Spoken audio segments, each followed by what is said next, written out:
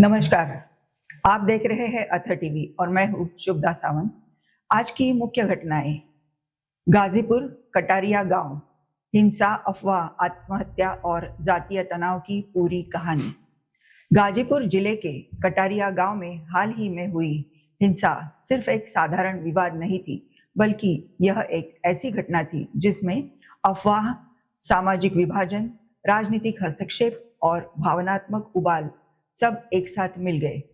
इस पूरी घटना ने गांव को कई हिस्सों में बांट दिया और डर, अविश्वास तथा तनाव का माहौल पैदा कर दिया।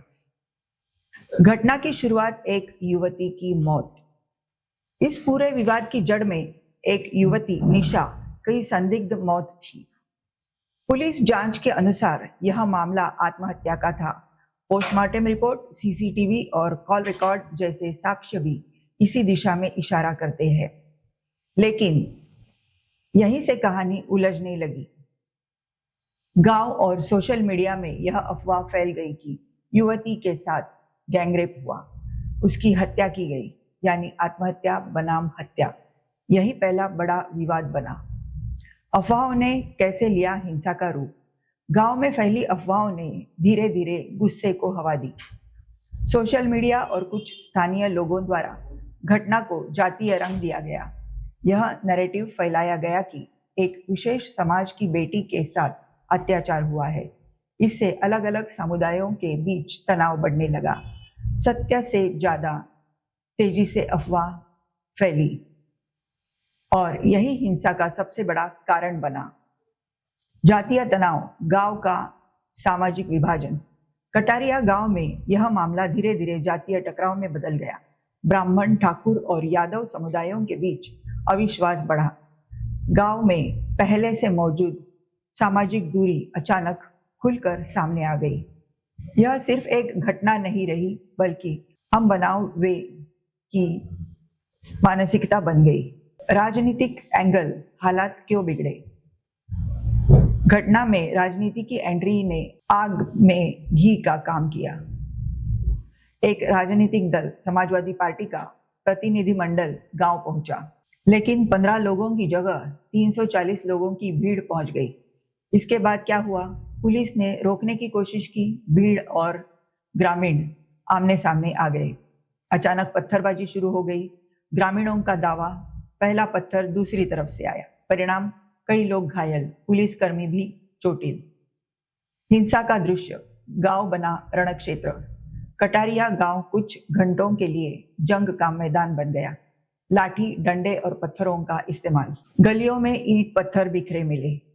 घरों के दरवाजे बंद, लोग डरे हुए। घटना के बाद गांव में सन्नाटा। लोग खुलकर बोलने से डर रहे थे। पुलिस कार्रवाई और प्रशासन की भूमिका। घटना के बाद प्रशासन ने सख्ती दिखाई। 47 लोगों के गिरफ्तार, एफआईआर दर्ज। 10 आरोपियों की गिरफ्तारी। 200 से अधिक संदिग्धों की तलाश। भारी पुलिस बल तैनात। सबसे बड़ा सवाल, सच क्या है? इस पूरे मामले में सबसे बड़ा सवाल अभी भी यही है, अगर यह आत्महत्या थी तो हत्या और गैंगरेप की अफवाह कैसे फैली? किसने इसे बढ़ाया? क्यों इसे जातीय रंग दिया गया? और अगर परिवार के आरोप सही है तो क्या जांच में कुछ छूट गया? यानी यह मामला अभी भी पूरी तरह साफ नहीं है। इस घटना से क्या समझ आता है? अफवाह सबसे खतरनाक हथियार। आज के समय में सोशल मीडिया पर फैली हुई खबरें हिंसा का कारण बन सकती है। जातीय संवेदनशीलता अभी भी जिंदा। ग्रामीण भारत में जाति आज भी एक बड़ा फैक्टर है। राजनीति का प्रभाव।